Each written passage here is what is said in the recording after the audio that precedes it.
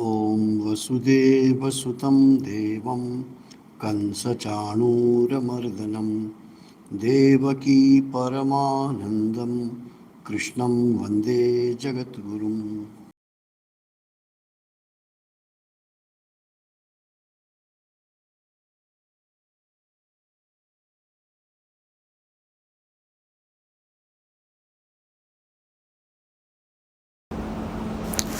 Bhagavad Gita is also known as a scripture which synthesizes the yogas, 4 yogas: Karma Yoga, Bhakti Yoga, Jnana Yoga, Raja Yoga. When you make a list of yoga, when you say it only yoga, that is Raja Yoga. Karma, Bhakti, Jnana, Yoga. When you say this 4, that word yoga is Raja Yoga, which deals with the mind, control of the mind, study of the mind, etc. But in Bhagavad Gita, when it is said yoga, there is Karma Yoga. That's why in scriptures, the deeper is your study. Study, I don't mean only intellectual study, but your involvement, or when the study is part of your spiritual practice. We study different subjects. For example, you study any secular knowledge, mathematics, science, geography, etc.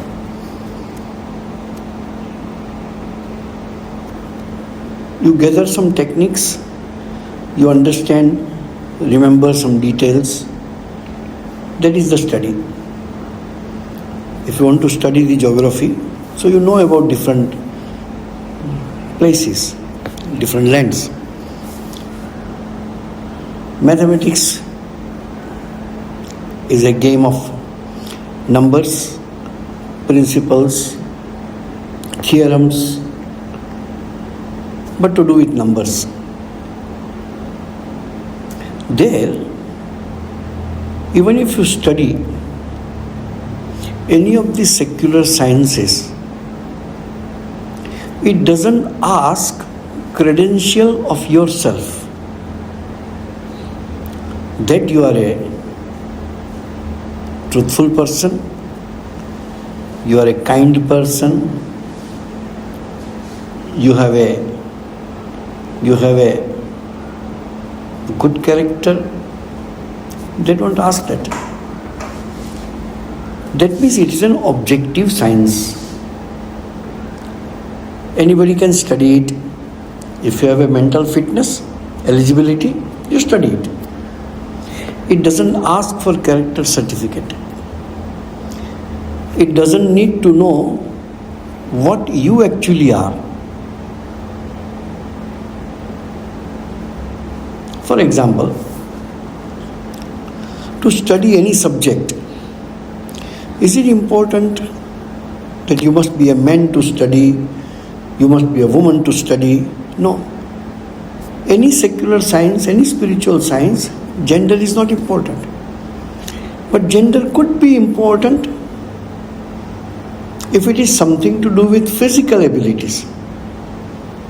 Both can do, both the genders can do. It could be a bit easier for men in certain ways, for some it is easier for women to do it. So when it is about physics, then the body is important.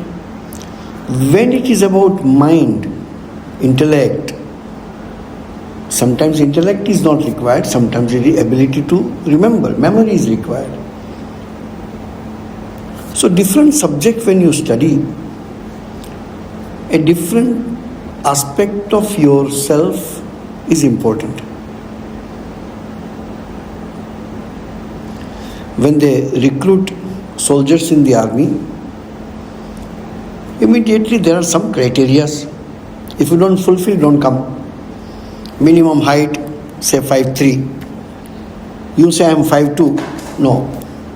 Go out. There are certain physique also. Your body fat ratio, which is called BMI. BMI cannot be more than this. You are obese, but you want to join army, they will immediately discard you. There are many other factors in your body. You are fully able-bodied, but when you stand, the two knees are touching each other when you stand out. Because when you run, your knees will collide with each other. There are many other things. So when body is important, the body is important. When mind is important, mind is important. But you as a person, you as an individual, it's not important you are a man or a woman. It's not important whether you are tall or short. It's not important whether you are fat or thin. It is about you, not you as a body person, but you as an individual, your character, your liking, disliking, your goal in life, your way of life, your behavior. This all reflect what you are. So, the eligibility criteria is very high when it comes to study of scriptures, when it comes to leading a spiritual life. We compromise. Doesn't matter. Now it's a democratic, anybody can become anything. Okay, you can become anything. But the metal should be there within you. You may fulfill the basic requirements, but then your abilities, your mind, your spiritual state of your mind comes into picture when you behave. When it is expected, you can't fulfill that expectation because external requirements are fulfilled. You are ready, you are committed. But that spirituality, the spiritualness is very difficult to ascertain, and because of that, that doesn't become criteria. It is reflected in your life. Sometimes, if it is lacking, then you may not be able to sustain. Nobody other person need to tell you that you are not fit for this particular path. You yourself cannot sustain. So, scriptures, when you read scriptures, your understanding will depend on how much your mind is prepared to read the scriptures. People want to read very difficult books, but you do not have the basic understanding. So you won't be able to understand the higher concepts of Upanishads. So Bhagavad Gita is a scripture of synthesis of these four yogas. In this particular chapter, 5th chapter, there are certain shlokas which shows very clearly the synthesis. Very interestingly, it says, Sankhya and Yoga. Sankhya means path of knowledge, Yoga, path of action. Sankhya and Yoga are different, only children will say that. Those who understand Sankhya and Yoga, they will never tell. This is from spiritual point of view. If you are a sadhaka, if you are a spiritual aspirant, you are concerned about improving yourself, not your body, not your mind, your attitude, your reaction to this world, your strength. When you want to improve that, then the meaning of the shlokas are different for you. If you are intellectual student, you just want to study, like any other book, you want to study Bhagavad Gita. You can collect information. There are 18 chapters, there are 700 shlokas. This many shlokas are in Anushtup Chanda, this many shlokas are in different Chanda, this many shlokas are told by Dhritarashtra, this many by Sanjaya, this many by Arjun, this many by Krishna. This kind of information, which nowadays your computer and AI and all that can give you like this. But when meaning comes, when understanding comes, that understanding depends on how spiritually you are inclined, how much scripture means to you in changing yourself or in practicalizing spirituality. So it is a Sankhya and Yoga, the knowledge and action, the path of knowledge and path of action are different. Children will say that, na Pandita. In general, the meaning of Pandita is scholar. Actually, no. Many Sanskrit words are used in our colloquial language. And in colloquial language, we have one meaning. But the original word didn't mean that. Pandita, if so, he is a Pandit. That means he is a scholar. He is expert. Very interestingly, it is explained by Adi Shankaracharya. Pandita who is a Pandita? Pandita is that who has got Panda. What is Panda? Panda is not the priest of the place of pilgrimage. Panda iti Atma Vishaya Buddhi. That intelligence which will help you to realize that you are Atman.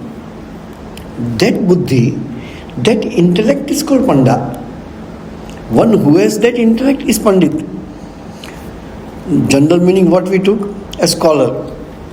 Scriptural meaning is not scholar. Scripture is a person who has this intellect, which is Atma Vishaya, who understand this philosophy of Atman. Ekam apyas sthita samyak ubayor vindate phalam. Anyone who properly resort to even one gets the result of both. Very interesting. Such a profound truth is given. If you are a good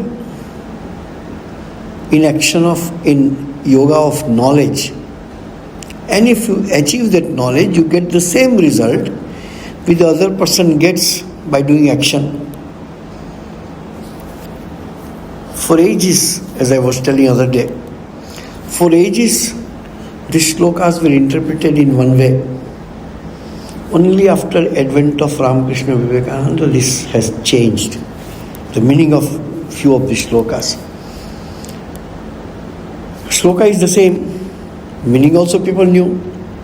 If action and meditation, if action and knowledge gives you the same result, then why action was rejected by those who are followers of knowledge, yoga of knowledge? In the light of Sri Ramakrishna's teachings, Swami Vivekananda not only taught but also explained, practiced and showed, and told the disciples to show that. What is that? Ekam apyasthita samyak ubayor vindate phalam. If you are good in doing karma yoga, it will give you the same result which the other person gets by yoga of knowledge. It was difficult for people to understand for generations. We had one great Swamiji, disciple of Holy Mother, but sannyasa from Swami Vivekananda. Swamiji was Swami Virajananda. Virajananda was staying in Himalayas in one small center called Shyamlatal. He practiced this shloka. He will go in the temple and meditate. After an hour or so, he will come out and work in the garden, look after anything, clean something, cook something, whichever is the ashrama work is there. Again he will go and meditate. Again he does karma. So people ask him, what you are doing? Swamiji told that person who follows path of yoga, karma yoga, and person who follows path of jnana yoga, both gets the same result as said in Bhagavad Gita. I am trying to experiment whether I am getting the same happiness, same joy. I don't feel that I am doing something different. There are many incidents in our order in the light of this concept. Many of the teachings of the direct disciples of Sri Ramakrishna books, you will find this. One who can meditate well can do the work also very well. A few novices were sitting in the kitchen peeling the potatoes for the afternoon lunch preparation. Swami Shivananda ji came there, and brahmacharis or the novice, they are peeling the potatoes and keeping in front of them. So here is the heap of potatoes which are already peeled. He picked up one potato and said, who peeled this one? Somebody told, he meditates well. Seeing the peeling of the potato, he says,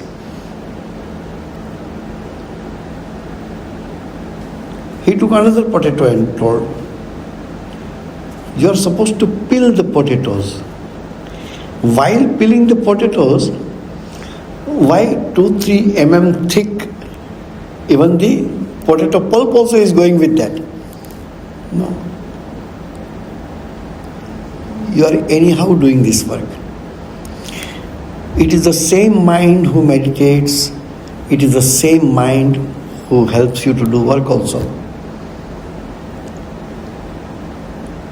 People used to say, Swami Sarada ji, now also if you go to Udbodhan, where Holy Mother used to stay, when you enter the building, in your left hand side there is a small room, very, very small room. There you will still find there is one desk, an asana, where Swami Sarada ji used to sit and write the books, especially Ramakrishna Leela Prasanga.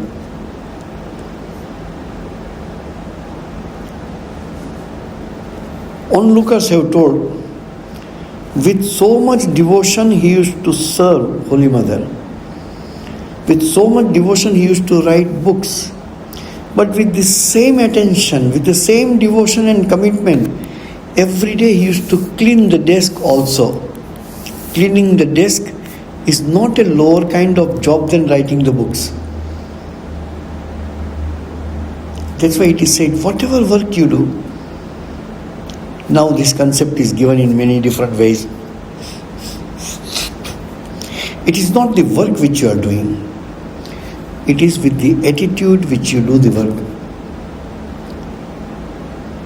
So, as other day you must be hearing, mindfulness is a modern concept is being talked about.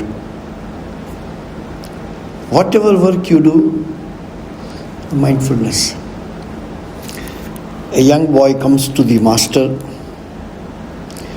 and says, "Make me your disciple. I want to stay here and realize the truth. What should I do?" So the master, the guru told, "Fetch the water from the river, cut the wood and bring it to the ashram." How long should I do it? Whole life.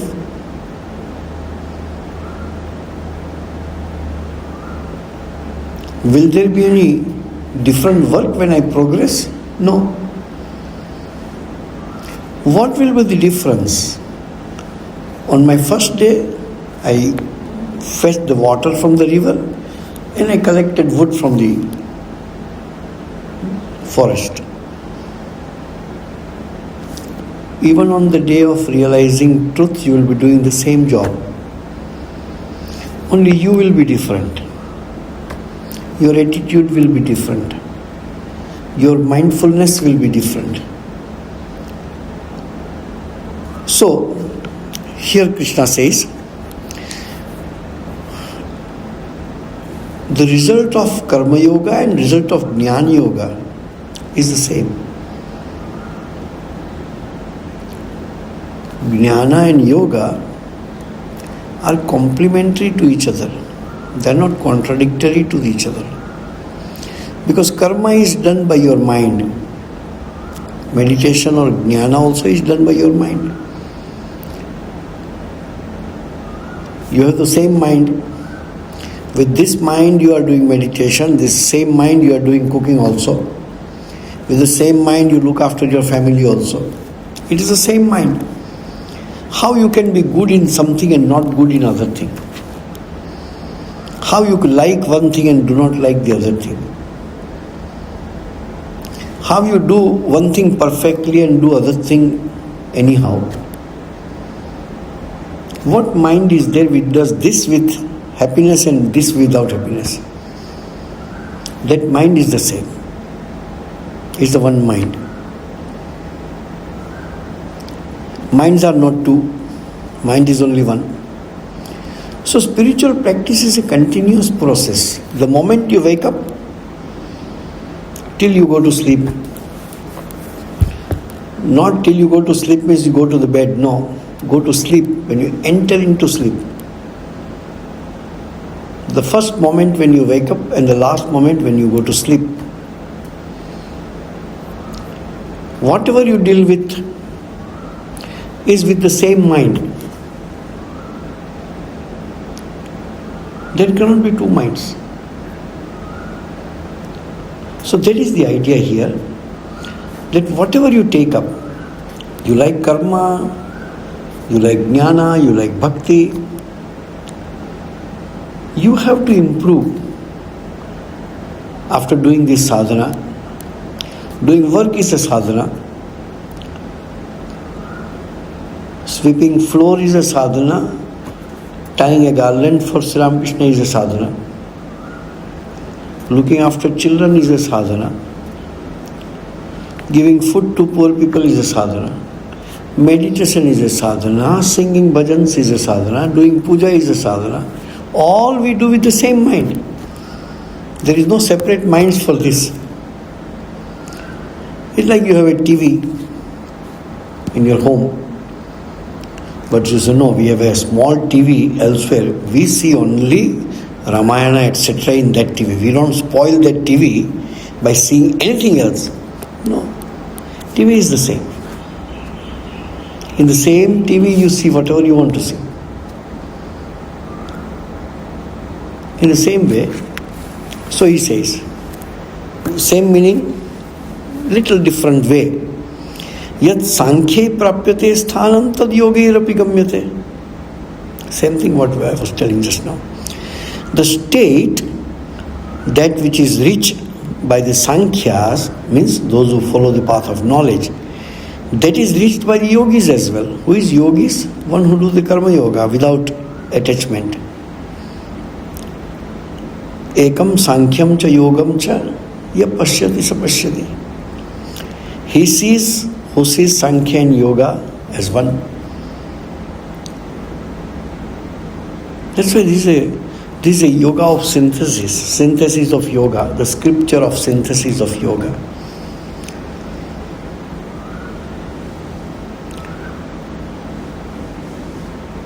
To be a yogi, this also Krishna says to Arjuna many times. You must be a yogi. Yogi doesn't mean you head down, leg up. That some people do. It is not wrong. It may not be for you. But to be a yogi is to practice yoga. To practice yoga could be Jnana Yoga, could be Bhakti Yoga, could be Raj Yoga, could be Jnana Yoga. One who practices yoga is yogi. Sri Krishna tells to Arjuna, Tasmad yogi bhava Arjuna. You must be a yogi. Whoever is a spiritual seeker must take this attitude of yoga. And that yoga has certain aspects. Whichever jnana, bhakti, karma, whatever you do. But that yoga, one, not that you do it today, then again did after 10 days. Again when I remember I do. No. Continuous. I will do it for 1 year. No. It is something when we join the mission, and if I ask a question, how long I have to remain a monk? It's not how long you have to remain a monk. You are becoming monk till the end of your life. Yoga is like that. Yoga is for long period. There is a nice sentence. Asupte amrite. Till you sleep every day, until you die in your life, kalah, the time, nayed, spend your time Vedanta Chintaya, thinking of Vedanta, thinking of the principle of Vedanta, thinking of the principles of yoga, practicing yoga, whatever you want to say. So, Amrite, Asupte. Every moment of your waking hours has to be dedicated to this goal. Because I am a sadhaka part-timer, sinner, another part-timer. Yeah. I do a whole day I spend time in temple, only night I go for gambling. That may nullify each other. I am good in the morning, okay? Don't call me after that, I am not available. I do this, which is negative. No.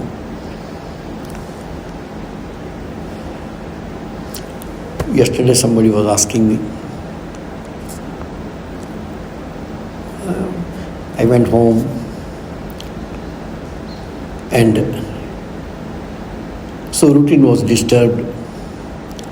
Now I came back.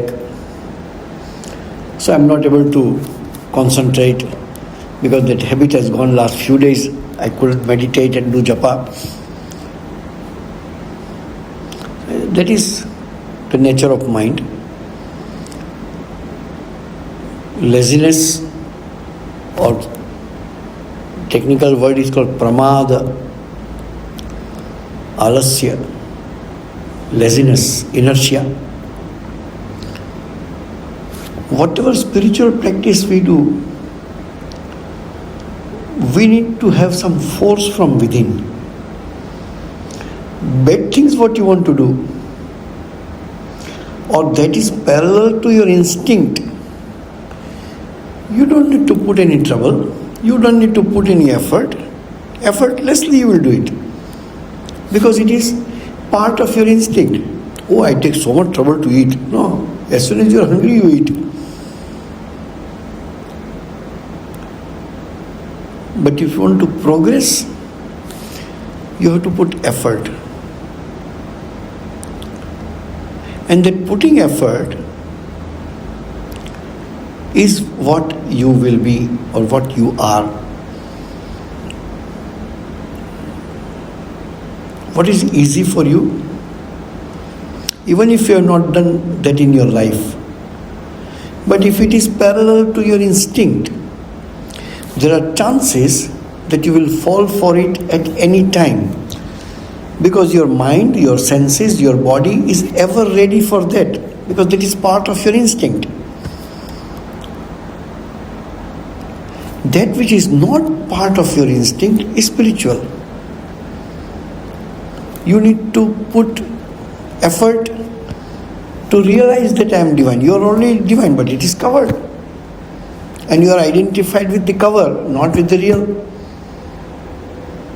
That's why we consider as, oh, I am a man, somebody say I am a woman, somebody say I am an engineer, somebody say I am a doctor, somebody say I am a monk.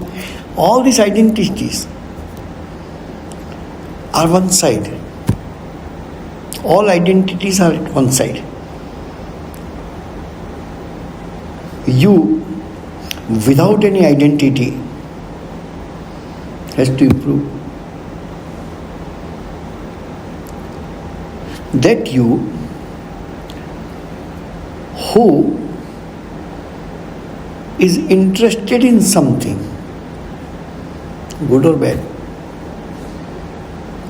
you who is inspired, you are enthusiastic for something. In the worldly sense, it is the desire which will make us active. Oh, I must work hard because I want this.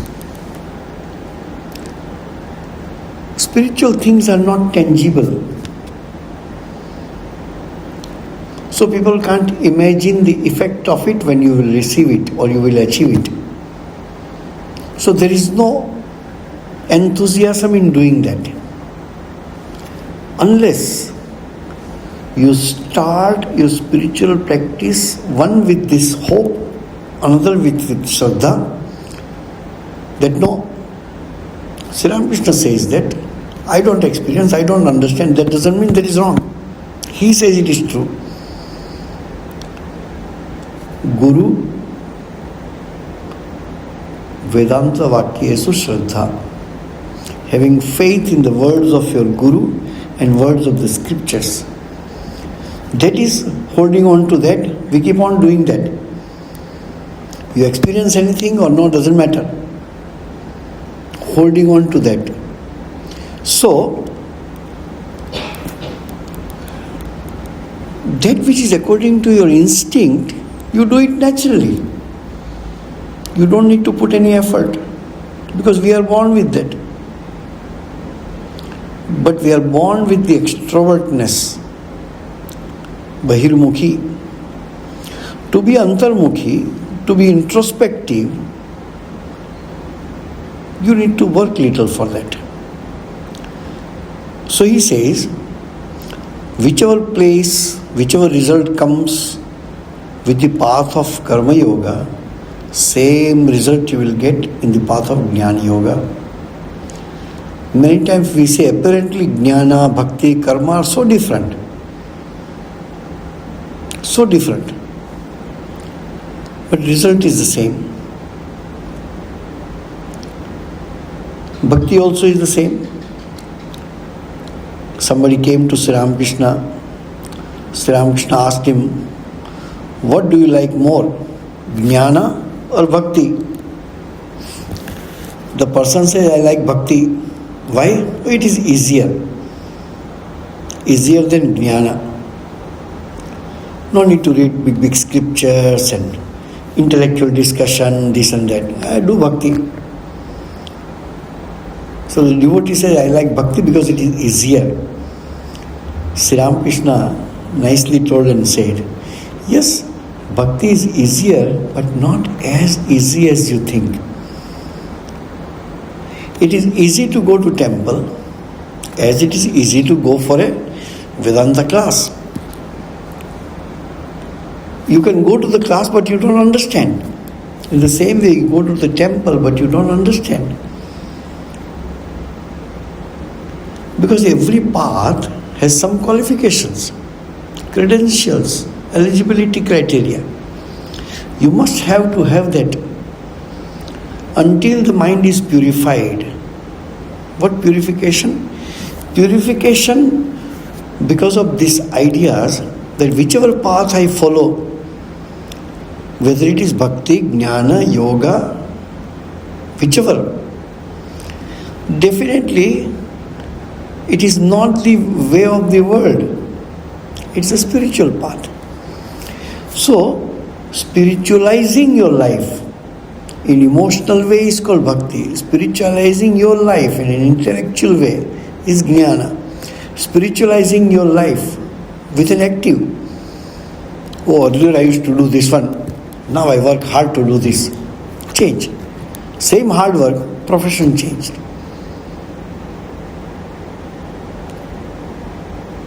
Same hard work, place changed. Earlier it was a worldly atmosphere. Now it is a religious, pure atmosphere. You are a worker, you work hard. So spiritualizing everything. Internal spiritualization, external spiritualization. And the Maya doesn't allow you to do this. In the modern world, one more Maya has come. Yeah. Everything I do at home, I watch on YouTube. Don't come to ashram.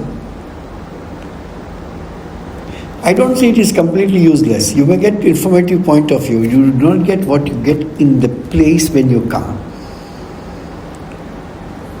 So there is a new Maya. You are satisfied with things online. It helps up to a certain extent. I don't say it doesn't help. So idea is this, that karma yoga and jnana yoga, if you follow anything sincerely, you will get the result.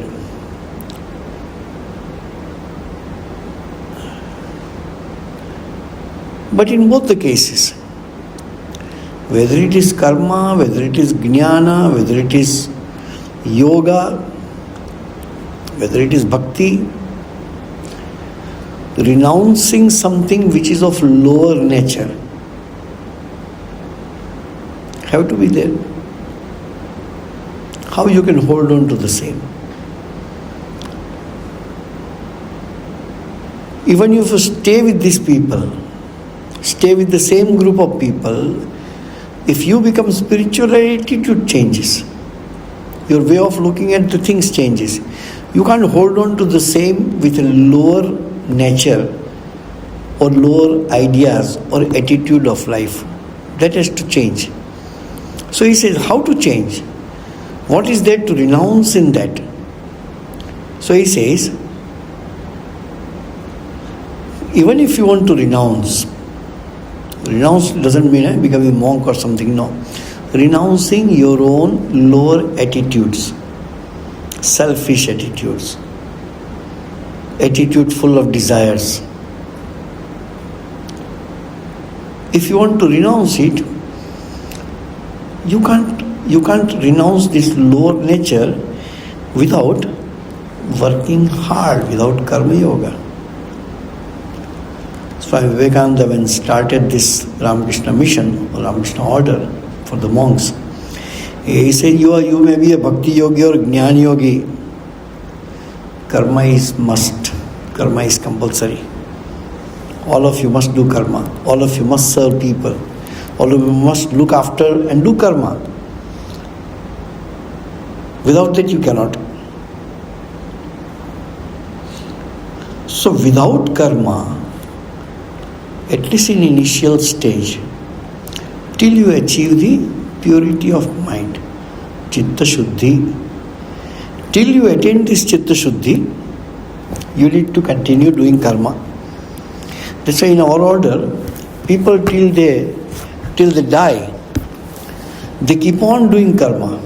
Not that they want to purify their mind. Now with the purified mind, I want to do karma. I want to keep on testing myself how desireless I am. And then serving Lord is a positive karma.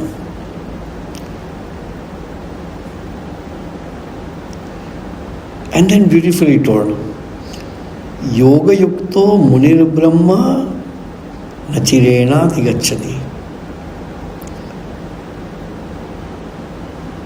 If you are endowed with this attitude of Karma Yoga, that I keep on doing karma, keep on doing good work. What is good work? Whatever you do with your body and senses, if you can do it for others without selfish motive, is Karma Yoga. Anything you do, if you don't have any attachment to the result of your karma, anything you do for the service of others will immediately help you to purify your mind. That's what it is said here. Sannyasastu mahabaho dukkham aptum ayogataha. You can't renounce ayogataha. Only yogataha you can renounce. With the help of Karma Yoga, you do the Chitta Shuddhi and renounce this lower nature. Yoga Yukta. Who is Yoga Yukta? One who is doing Karma Yoga is called Yoga Yukta. If you are Yoga Yukta Muni, Nachirena Digachati, what? Brahman. You realize the truth easily if you are ready to work hard to purify your mind and internally keep on doing spiritual practice. Your hands will be busy in serving others. Your heart will be busy in remembering God. Your mind will be busy in discriminating what is beneficial to me spiritually, what is harmful to me. So all your senses, your mind, your intellect, your emotion and your action, all are turned towards spirituality. A very active spiritual life, dynamic spiritual life. Dynamic spiritual life is every state of your being, your body, your mind, your intellect, your emotions. Everything is to be diverted towards this. When you think that you don't progress spiritually, one of this is missing. Either you are not doing spiritual practice wholeheartedly, either you are not giving enough time for your spiritual practice, either you are not involving yourself bodily. That's why one person came to Swami Vivekananda and told, I am not able to fix my mind in God. I sit in my room, I close all my doors and windows so that I don't get disturbed, but I am not able to concentrate my mind. Swamiji told, open the windows first, open the door, look at the poor people, look at the people miserable. Poor doesn't mean who doesn't have money. Everybody in this world is stuck up, is suffering somewhere or other in their life, needs some support. To get the correct person to give you support is your good luck. and then you progress. So Swamiji told, if you want to be happy, serve others without any attachment. Many times people don't have experience when they do it, they feel so happy. Oh, first time I felt so good. You do something without anything in return. And that makes person happy. And what is happiness? When you get that happiness, it shows that a part of your mind is attaining that purification. A happy mind is there, which is a pure mind. Impure mind can be happy for a while because of the shadow of happiness. I took wine, I think I am happy. When the power goes down, you are miserable again. The happiness is not retained. What is that? Achieving which doesn't go away from me. It is like climbing a step. Once I rise one step up, I am not going down. This achievement comes, which is called purification of mind. And that happens with the karma without attachment either or with dedication to God. Any one of the ways. So, Sri Krishna is praising here this leading an active, dynamic spiritual life. From all the waking hours of the day, spending time in self-improvement or in serving others, lifting somebody, lifting some people in whichever way possible, so that they can progress spiritually. The society progresses when the spirit is more spirit of